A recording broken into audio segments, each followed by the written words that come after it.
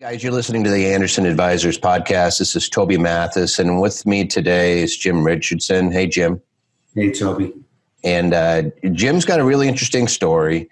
I won't get into all of it, but what we're going to be talking about today is certain issues that we have in society and a way to solve them, specifically with autism, and more specifically yet, is adults with autism and living accommodations, and dealing with a lot of the pain that parents are finding. As we know that the chances are the children outlive the parents, and in these circumstances, that could be a source of anxiety for the parents. So, I want to kind of hand it off to Jim just to give a kind of a thumbnail sketch of what his experience in this arena is and what he's done to address some of those pain points that he unfortunately has had to experience, that a lot of you guys are also experiencing. So welcome, Jim. Hey, thanks very much for taking the time. I appreciate it. The thumbnail intro, Toby, is our experiences as a parent of a 26-year-old son with autism. And we've always known that this day would come where we have to figure out what's going to happen to Michael, our son, when we're no longer here. And it is the same question I'm sure every parent raising an autistic child has or will think about at some point throughout their life. And we've thought about it for a long time, and maybe a few years ago, we started looking into options that were available here for us. Now, clearly, an option many families have taken is that they make plans with one of their siblings, whether it's a brother or sister or an aunt or an uncle, a family member that may take care of, Timmy or Sally when mom and dad's no longer around. Mm-hmm. And we certainly had those same thoughts ourselves, but we realized that no matter what we did, it was probably a temporary fix, because if we were, for example, to have our son Michael go live with one of his aunts or uncles, what's going to happen to him when they're not able to take care of him? And for us, Toby, it was a very personal thing. I'm sure it is for every parent. But it became a matter of, we didn't want Michael to have to move every 5 to 6 years. Mm-hmm. Change is hard for everybody.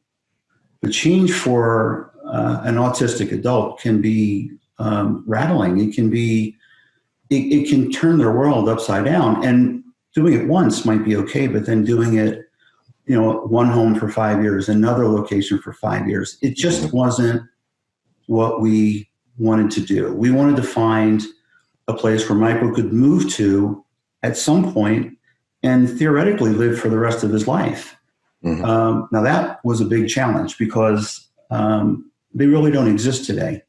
There, in my opinion, and the research I've done as a father, as a parent, there are homes. We live in Pennsylvania, and there really aren't the type of home that we wanted for Michael. Mm-hmm. Right? So there are group homes, but they tend to be in Pennsylvania, in eastern Pennsylvania, for folks that have severe disability. And there are 3, maybe maximum 4 individuals living in a group home. But Michael didn't need that. And even there, it was only for a period of time. Like when Michael gets to the point where he needs that next level of care, a group home today in our area wouldn't be able to accommodate him. Mm-hmm. So there yet is another planned or an unplanned move. We don't know if it's 5 years in the future, 10, whatever. So we've thought long and hard, and we felt like it was something we could take care of for Michael. We could solve Michael's long-term housing needs. And then it really dawned on us, if we could solve it for Michael, we could solve it for 2 more families, for 4 more, for 5 more, for 10 more. So that's where the whole idea came from. Came out of a need for my wife Nancy and I to find a long-term solution for Michael. And that's where neurodiverse living really came from. Okay, so does Michael still live with you now? He does. He does. And he lives with us because we are in the process of setting up our first personal care home. Mm-hmm. That's a distinction. We'll probably use that term a little bit here during this call. In Pennsylvania, the type of residence that we're looking to establish is a personal care home. In some states, they're called assisted residential living or residential assisted living. Here in Pennsylvania, they're personal care homes. And so the personal care home would be for adults with autism. Would it be all of the occupants, the residents, be autistic adults? Well, that's a great question, because the reason we settled on Neuro Diverse Living as the name for our 501c3, our charity, is because we think that there's an opportunity to have a blended residence, mm-hmm. where there would be a number of adults with autism. There might be a few residents that are neurotypical, that might want to live in a community environment, specifically like caregivers. Mm-hmm. Caregivers we think may want to be live-in, and they're not going to be autistic. So we're not just limiting it to autistic adults, although we can. Mm-hmm. We're looking at other neurodiverse individuals, maybe somebody with a Down syndrome or another intellectual developmental disability. So that broad spectrum of neurodiverse is really where we're focused, but it's aimed at the autistic adult population. And what types of things? Like, you and I have talked about this before, but most people haven't dealt with this. Is this something where there's 24/7 care? Is this something where it's just house mom that takes care of the home? What is the scenario for neurodiverse living? Well, to be, and with no disrespect to anyone who's going down this path, but to be a legitimate business where folks can come, and if they want to redirect some of their waiver funding, or they want to direct some of their personal funds for this, there are regulations that we need to line up against from the state of Pennsylvania. Mm-hmm. Actually, there's two sets of regulations. One is for a personal care home, and that can be for seniors as well. There are personal care homes in the state for seniors that don't have a neurodiversity.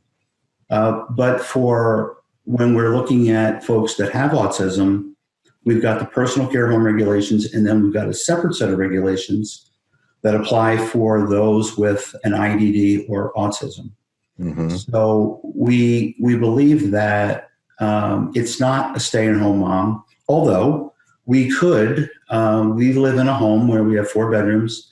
My wife and I occupy one. Michael's got a second. We have 2 open bedrooms. We could open up our home, but then that would require, if they needed 24-hour care, which Michael doesn't. And that's the thing, Toby, that I think also is going to make us different, is we're going to provide the type of housing with the level of assisted daily living that each individual needs.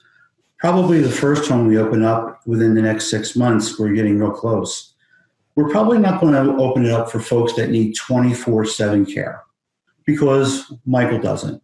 Mm-hmm. And we believe, from all the folks we've talked to at Drexel University, their autism research foundation, we've talked to folks at Madison House, it tends to be better for individuals when they're with other folks. So Michael would probably do very well with folks that are like him.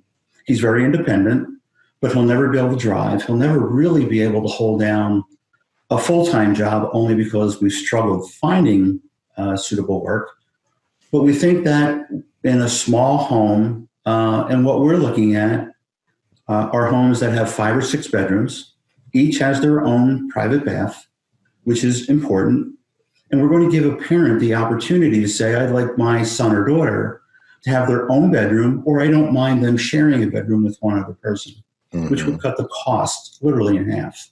So we're looking to establish homes that some may have 24/7 care, but for the most part, even for like those like Michael, we will need to have someone there 24 hours a day, 7 days a week, just to provide that care should they need it, right?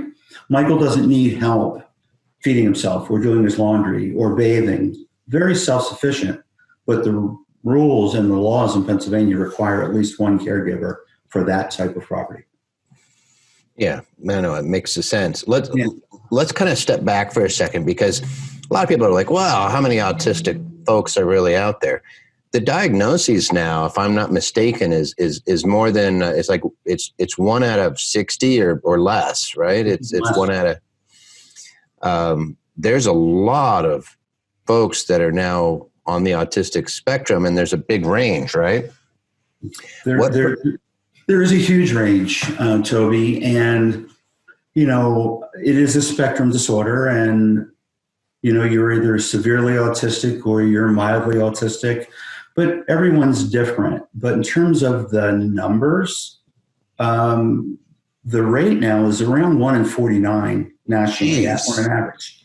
It's high, and it's people are saying in the next 10 years, 1 out of every 4 or 5 adults in the U.S. could have some form of autism spectrum disorder, and that's pretty pervasive.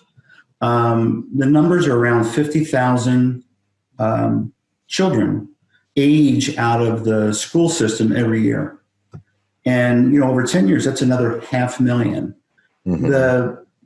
And what's sad is that even government funding goes to a point where they follow kids through school and then they fall off that proverbial autism cliff. And they rely on the parents to pretty much take care of these kids. Absolutely. And even where we live, we moved to this school district 22 years ago because it was the 3rd best school district in the state of Pennsylvania. Michael went until he was 21, but then it was all on us. Everything became on us. And whatever services we were able to get from the state, the rest we had to supplement ourselves. In Pennsylvania, and this was from the last census that was done, by 2025, so in the next 5 years, there's going to be over 40,000 adults who are going to be requiring some sort of assistance with their living. And if you just think about that number. Just from autism, right? Just from autism, right? Just from autism. And you think about the need in Pennsylvania alone. So one of the other things that we've done as an intentional design for Neuro Diverse Living is we intend to make our model available to other families who want to do something similar. I don't think we will ever be able to provide enough housing for everyone that needs it. So the long-term plan over the next 10 years is to stand up these single-family homes, small apartments, but to keep it manageable. And if we can do 1 in the next 6 months and then 2 in the next 12 months, then maybe 4 in the next 2 years. If you think of having 6 to 8 residents in each one of these homes, the math just doesn't satisfy the demand that's out there. So we're going to be very open and transparent about how we're doing it, how we made that journey, that transition. And if a family wants to attack this on their own, I think that's great. Yeah.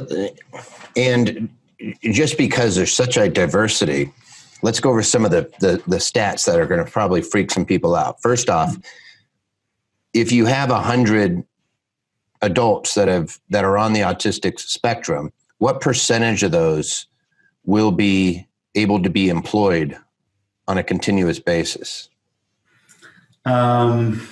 Depends on which statistic you read, and I'm going to be conservative, that there are, for every 10 jobs that are available, there's about 2 that could go to an autistic individual, right? Yeah. And I'll tell you from personal experience, Toby, over the last 2 years, we've probably had Michael sit for 12, 13 job interviews, and not a single one. And I don't mean this to sound like it may come out, but I believe that we've learned that employers will interview Michael, or others like Michael to check a box, Mm-hmm. right? The government says they can't discriminate, and I don't know if they are, but we've had multiple instances where Michael's gone, and what's really disappointing, Toby, is that Michael would be able to have an aide shadow him in a job for as long as he needed it, up to a certain period of time. So State provided or something? Is that a state program? Yeah. So even though Michael would have an aide to shadow him on the job, all the employers that we've interviewed with have found some reason that they couldn't offer him a job. Mm-hmm. One of the big box retailers was going to have Michael stocking shelves, which if you know an autistic child or an autistic adult, they're very good. Once you get them good at one thing, they excel at it. But the reason that they came back and said, sorry, we don't think Michael's a good candidate is because what if a customer walked up and had a complaint? Well, that's fine. He might not deal with that well, so put him in the warehouse. Put him in a part of the building or the part of the business where he wouldn't have that interaction with an irate customer. So it always boiled down to something. So I think statistically, if I were going to say 70% of autistic adults are either unemployed or underemployed, I think that'd be conservative. And then what percentage require 24/7 care? Because there is a pretty good chunk of that group that may not be able to, like your son sounds like Michael is a peach, like easy to deal with, right? Yeah. Very attentive parents and comfortable in his own skin. And then there's those that aren't, right? Do you know the percentages there? Yeah. So the national average is 80 to 85% of autistic adults live in the parental home. Mm-hmm. I don't know if that's by choice or by design. I think it's more by there are no real good options. Years ago, institutions were sadly what was available, and then rightly so, the government got rid of those, and then there was kind of a gap in the market. And then if you're lucky, you find a group home, but then you're really limited with the number of group homes that can take individuals. I'll tell you from personal experience, there were 2 properties within 2 hours drive of our home. And it was important for Michael to be close because we're both of us born and raised, our whole families are here, and we're big family folks. But the waiting list, there was a 15-year waiting list in one of the properties and an 18-year. 15 years. Because what happens, Toby, is when you do find a place that you want your son or daughter to be at, well, so do 10, 20, 30 other families. And once you're in, the common denominator is, can they take care of them for the rest of their life? So we didn't want to wait around. We don't have 15 years, right? I'm almost retired. I'm 65. 15 years, I need to be having Michael in the next 2 years, someplace that will be able to take care of him for the rest of his life, supported by his family, supported by some professionals who really have his best interests at heart.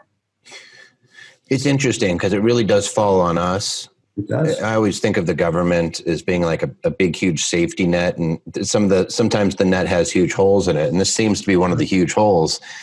But that we as members of society, parents, et cetera, I mean, I'm blessed that I don't have that experience, but you and I have spoken. I have one apartment building that has one tenant, and it's a guardianship firm that takes care of individuals who cannot care for their own needs. And I have several homes that are for adults, non-age assisted living. So folks like your son, there is a tremendous need. And whenever there's a tremendous need, there's a tremendous opportunity. Now, right now, we look at it and it's probably going to be parents that are banding together saying, we care about our own, we got to take care of them. But also for investors and folks out there who are just looking to do right and do well financially, it's it's a huge opportunity out there. And in that vein, how do the folks that you work with, because I know that you have a very interesting situation where you have a separate group that'll buy properties for you, right? Right. And they're obviously, they know that they're going to have a very good tenant that when somebody, again, I hate to put words into people's mouths, but when I lease to these groups, it's a 5-year lease with a 5-year option that they can exercise. Yeah. These are long-term leases, right? They are. We've been fortunate, Toby, that through connections and when word gets out, we've had many people contact us, but we have been fortunate to find a group that has seen the opportunity in the market to work with charities like ours or groups like ours, where we'll tell them exactly which property we want to move into, and they'll go buy it. They have secured funding from folks who are taking money out of their 401k or their stock market, and they're syndicating that money with this group who is leasing that property to us as an operating expense for a 5-year lease with 2 automatic 5-year renewals. Fantastic. Now we have 15 years, right? So 15 years is good. So, but 15 years, they want the opportunity then to resell that property when the market appreciates. I get it. So even though if we were going to go with a home for 15 years, in 15 years, where are those residents going to live? Mm-hmm. So it becomes a matter of every year buying more and more properties, or that we look at where we're going to have a long-term facility where it can house 200 or more people. And they'll move from section to section as their life progresses. Now, are you the operator? So they're buying the real estate and they're leasing it to your nonprofit, I assume? Yes. And then you operate the facility for the residents? That's right. So we're the ones that are abiding by all the regulations, state, federal regulations, local regulations, the zoning. So we're doing that, and we're bringing in the caregivers who are going to provide the activities of daily living for the residents of that home. Absolutely. Wow. And the other thing, Toby, you mentioned as a model, there are some parents who are banding together and they're buying small apartments, like a 3 or 4 unit apartment building for their children to live in. But we don't see that as being an option for the parents that may not have the financial wherewithal to join with 2 or 3 other families to buy a home that could be, up to $800,000, $900,000, or it's going to be that much money to make it suitable for the needs of the residents who are going to be there. Yeah, absolutely. And they want to stay in their local community. They obviously want to be close. Yeah. So it's tough. And hopefully there are groups like yours that band together and say, hey, we can help operate them. We can teach you how to operate them. Is that close to the way that you guys are going to operate? Is you're going to help folks that are in the same scenario? Yeah, absolutely. And a very dear friend of ours, if I can mention his name, Gene Guarino. Mm-hmm. Gene has been a godsend, a blessing. And there's a lot of corollaries between the business model that Gene employs, providing housing for seniors. Mm-hmm. If you think about that model and the fact that in Pennsylvania, we could run a personal care home for seniors under the one set of regulations, but not have to worry about the other set because they don't have autism. Mm-hmm. So everything that Gene does is applicable to our business model, and Gene has graciously given us, if you would, the keys to the portfolio of how to run a residential assisted living for seniors. Mm-hmm. So we've taken that business model and turned it 45 degrees and just taken the seniors out and thought, well, what are the needs of the residents, the autistic residents? And that's where that other set of regulations come in. So we're really adapting and adopting his model to this very unique segment of the population.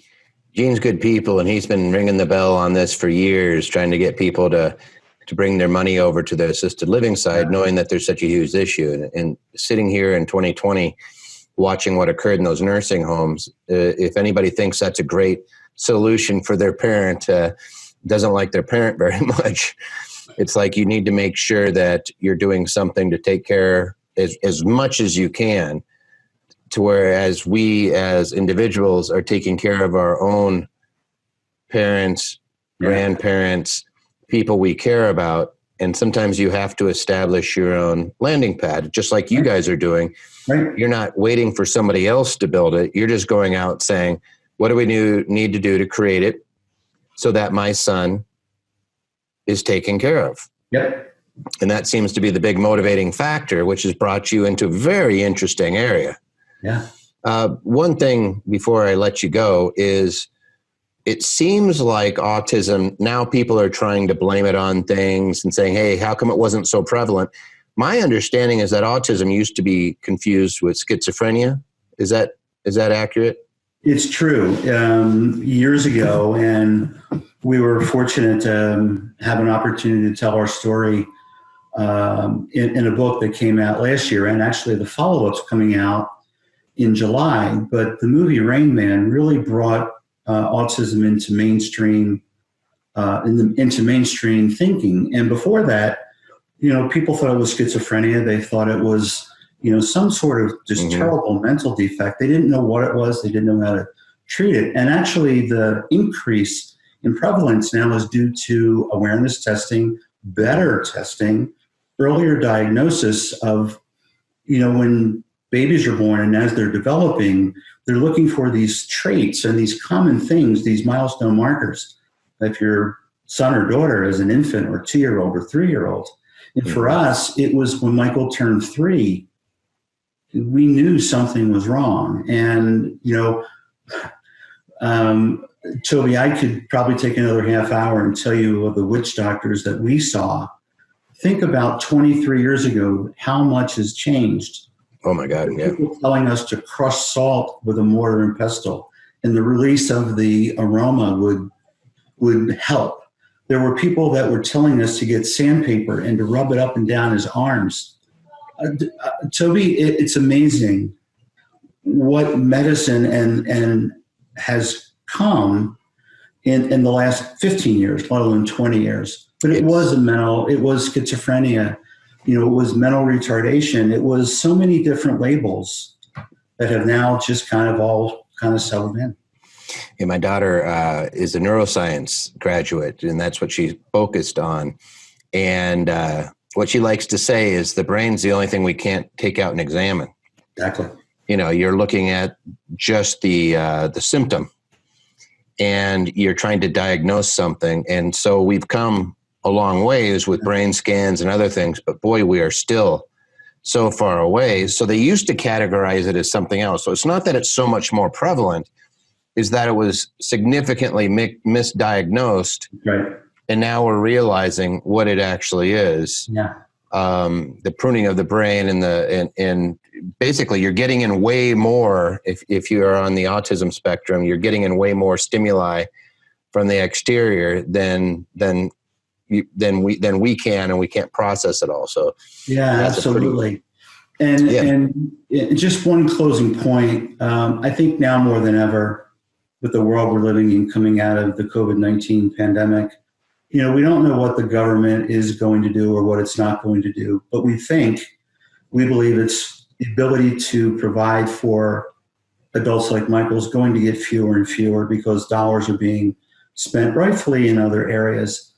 And as parents, or even as if folks have parents and they're thinking about what they're going to do for their parents, where you have somebody live, it's going to have a profound impact on their health. And I think more than ever, what we're doing and how we're going to do it is going to give parents of these beautiful adult children, these grown children, really the comfort and safety and security they're looking for their son or daughter for the rest of their life. It's not going to be easy, but it's definitely going to be worth it. And, we're committed to making it work. And with folks like yourself and with Gene, getting the word out has been a blessing in getting us out there into the mainstream. I want to say, first off, thanks for thanks for sharing. Not everybody's willing to always come out and explain what's going on. Number two, if they want to get information from you, because I know that people out there listening know somebody. I know people that have suffered, have family members suffering. Asperger's is, I'm very close to somebody who has Asperger's, and it's like, that's just on the spectrum.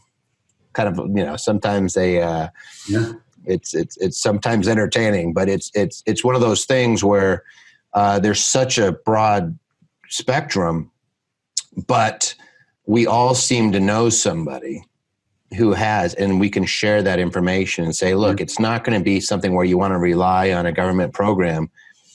You need to take care of this yourself. And if somebody wants to learn how to do it themselves and band together with family members or investors or make it a great opportunity for people, how do they get your information? The easiest way, Toby, is right through our website. We have a parent resources page on our website, which is neurodiverseliving.org, neurodiverseliving.org. And through, you spoke about Asperger's, the gal who does our social media is Asperger's. So, we see it and we've appreciated it. She does a great job at it. At neurodiverseliving.org, people can go out there. Everything is out there. We've had families from Florida contact us about what we're doing. So it's definitely, it's a very interesting journey and very gratifying that every day we're making more and more progress to finding an opportunity here to help as many people as we can. That's really awesome. So we'll post your information along with this. You can always reach out to us too. Jim Richardson from Neuro Diverse Living. Thank you so much for sharing. And I'm sure that there'll be some people reaching out to you. In fact, I know for almost certain that you'll get hit up by folks. And it is something where we can do something about it ourselves. And what you'll find is that there's a lot of investors that would be very interested, because making money is all neat and dandy, but making money and feeling good about what you're doing is where the game is at. It's a lot of people are realizing. Toby. And this is a long-term thing, and these are going to be great residents, great business model. Appreciate everything you're doing to help us, and thanks so much. All right, thanks, Jim. All right, Toby.